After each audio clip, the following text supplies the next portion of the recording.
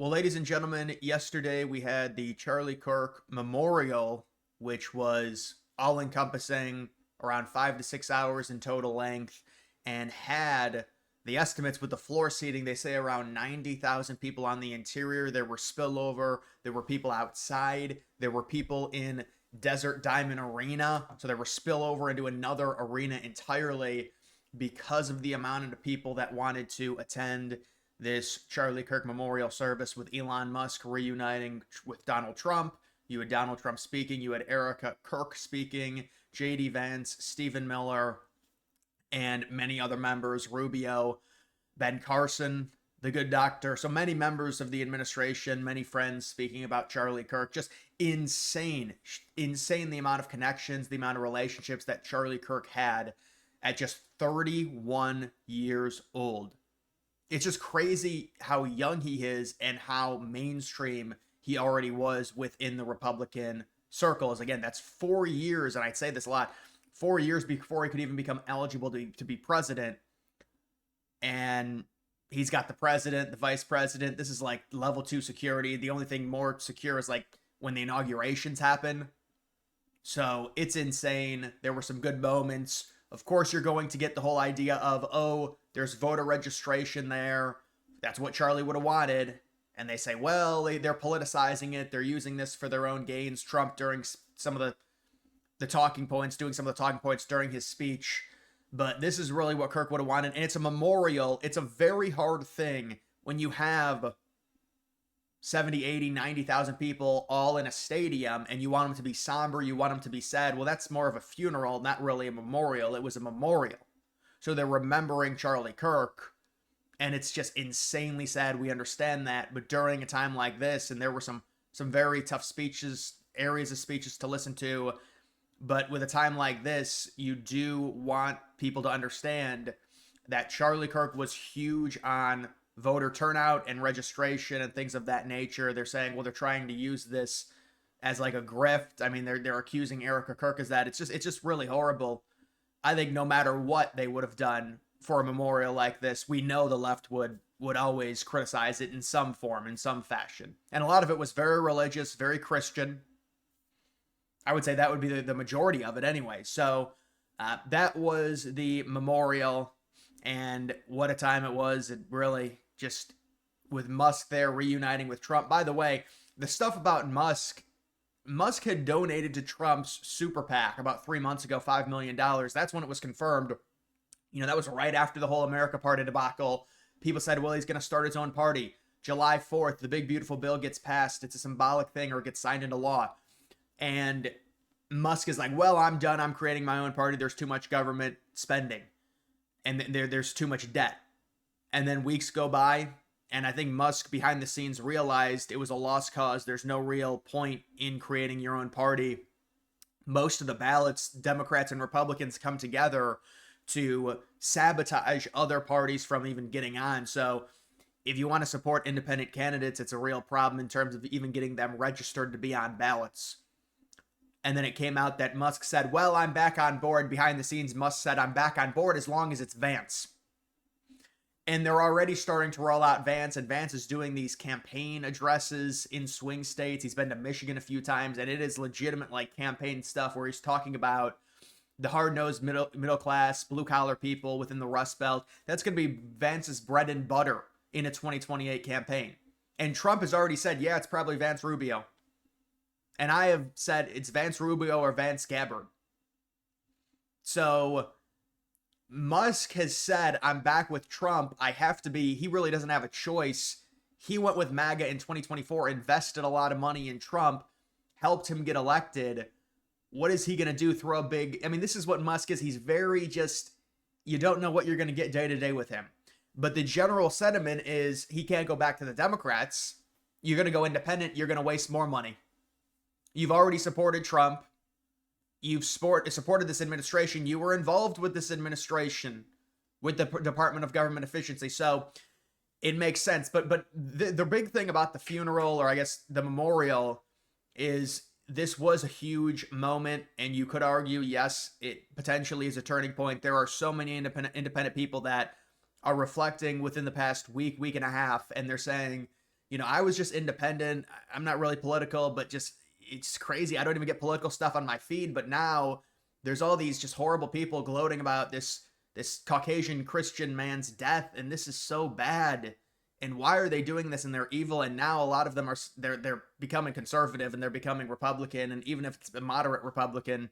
So there are many of those stories. I mean, you're gonna see a lot of that when it comes to the midterms. A lot of these people are just like, I just want to be out of politics, but now I see how evil these people are. And you look at the George Floyd and you compare George Floyd to Charlie Kirk and how crazy it is in terms of Floyd being arrested versus Kirk just speaking at a campus, and they celebrate it 1,000 times more when Kirk was completely innocent talking to people.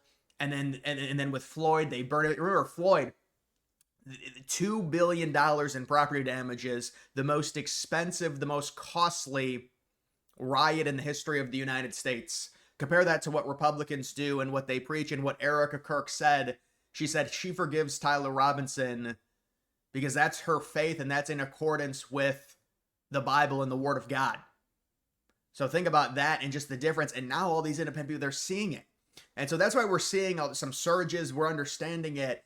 And these Democrats, they're trying to a lot of it's rage bait. This is the thing. And it's like, well, I'm a commentator. It's very, when I shine the light on Democrats and make fun of, it's good for me and stuff. And that's what I should be doing. But with Democrats, I just don't care what they say. I don't value their opinions at all. So it's challenging for me when other people say, look at what so-and-so said, it's so disgusting. I just don't care about them. So I don't care about their opinion. It doesn't affect me. But I know I should, and I know we should call it out. I get it. But it is hard for me because a lot of this is like they say stuff and it's like, do you take this seriously? Really? But you should call it out. You absolutely should. We've got this Pennsylvania voter registration net changes by week. So this is the Kirk assassination. You can see this is August 25th to September 1st. You had Democrats plus 326, September 2nd through September 8th. Democrats plus 4,200. And now after the assassination, Republicans, this is surprising to me, actually, if this is true. This is insinuating that Democrats were previously gaining. I do know if there's local elections, sometimes Democrats will surge in voter registration. But from what I remember with Pennsylvania, Republicans were gaining and gaining and gaining, and it was pretty much every week they were outnumbering Democrats when it came to voter registration. But this depiction shows that the Democrats were widening their lead in terms of voter registration before the Kirk assassination, and now you've seen an uptick in Republicans in the weeks after. So that does surprise me if this is what these numbers are, because I thought Republicans, and again, it could be based on local elections. Sometimes when there's local elections, a certain party will get an influx of registrations. But from what I had seen with Pennsylvania, it seemed like Republicans inevitably were going to outnumber Democrats. Voter registration, of course, is not the end all be all. It is an interesting indicator to look at. But if Republicans go ahead of Democrats in Pennsylvania, that doesn't mean Republicans are guaranteed to win 2028. Democrats have led in Pennsylvania and Trump has won it. We know that in 2016 and 2024. So it's not the end all be all, but it does give you a calculus for understanding where a state is trending in terms of at least momentum. And so you can see with the Kirk assassination, there are just so many people like, time out. We can't keep doing this. We can't celebrate. I mean, this is a good Christian man, and a lot of them, they say, well, he's Caucasian, and so that's where a lot of the celebrating comes from. You can tell. And there's just normal, independent white people that are just like, time out. We're done. We're not going to do it with this party anymore. We can't do it. This has got to be like a 70-30 country, or at least a 65-35 country. We can't keep doing this 50-50 stuff. This has got to be Vance just annihilation in 22. If that's who it is, we got to stop with this stuff. I mean, these people are celebrating. They wanted to protest the funeral. Now, and the other thing is, there's no accountability with any of these people. There really isn't any. The only ones, because they'll get called out for making fun of this, and now they are the perpetual victims. Charlie Kirk gets assassinated, one of our top thought leaders, one of the top Trump people in terms of spreading the MAGA message. And it's, oh my, Jimmy Kimmel. Dude, did you see Hillary Clinton? you just put this into perspective. Hillary Clinton, and I almost think it's a joke because it's so ridiculous, but I have to remind myself, no, this is real. This is what politics is. She tweeted out something, and I don't know what it is, but it's the whole exhibition of, oh, we love free speech. They can't do this to Jimmy Kimmel. Free speech. But like, Democrats are going to do this? Seriously? After controlling all of the media, all of social media, and going through the exact same argument of, oh, it's a private company, they don't have to abide. Democrats are going to pull this out. And a lot of this is desperation to try and be the victim because of what happened to Charlie Kirk. Charlie Kirk gets assassinated. Republicans are the victims, and then they celebrate it, but they have to be the victim somehow. So Jimmy Kimmel, who makes probably like $30 million a year. Oh, my Jimmy Kimmel. What will we ever do without his voice? Oh, Jimmy Kimmel. Yeah, Jimmy Kimmel he really matters. He really helped the Democrats win in 2024. It's just like Jimmy Kimmel could go on 24 hours a day. And I know Trump cares about Kimmel and all these people and he wants them off, but dude, I don't care at all. If I was Trump, I just don't care about you. You're irrelevant. But I know Trump cares about it. But it's like, oh, let Jimmy Kimmel go on for 24 hours a day. He's going to change people's minds. He's going to tell us why the Democrats are the good ones for celebrating the assassination of Charlie Kirk. And then he misreports it on purpose to try and make it look like it was a Trump supporter. And then plays dumb. And then Hillary Clinton's going to put out a tweet and be like, the First Amendment. What? But it's like they're backed into a corner now because of this assassination and how heinous it is and them celebrating it. We have to be the victims somehow. We must be the victims. We must be. And so now they're trying to formulate this whole thing to where Republicans are the ones stroking the flames and civil war and all of this stuff. And did you see what they said about they didn't like all the Christianity at Charlie Kirk's funeral? He was one of the most religious people involved in the debate space. He was the most religious in terms of just right-wing people. He would always mention God. He would always talk about Christianity, why it was so important for young people to hold a spiritual guidance with the Lord. And so, I mean, listen, it's the perpetual victim. And then how about some of these women? So, of course, it's all these white women, and they get caught celebrating, and their responses are to play the victim. They're like, oh, how dare you? You doxed me. Now I'm getting death threats. There's never any accountability. It's just the never-ending loop. I do something stupid. I get consequences for it. It's your fault for giving me the consequences. And it's like you're trying to negotiate with a toddler with a lot of these left-wing people. It really is. And it's people on, you could say, well, but I mean, a lot of these people on the left, they're just so... They are very stupid.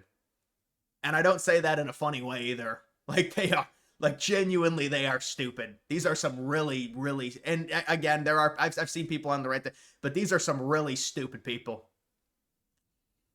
And they're trying to do this, what about Jimmy Kimmel? Charlie Kirk gets assassinated, but Jimmy Kimmel, oh my God, he's only $30 million a year. He got taken off because he misreported the assassination to try and make the Democrats look better. Oh, boo fucking who. Yeah, Jimmy Kimmel. Let's listen to Jimmy Kimmel for 24 hours a day. Like I don't give a I don't care about Jimmy Kimmel, whether he's I haven't watched Jimmy Kimmel for a live show. Maybe I don't even think I've ever watched him once. I don't think I've ever watched him once.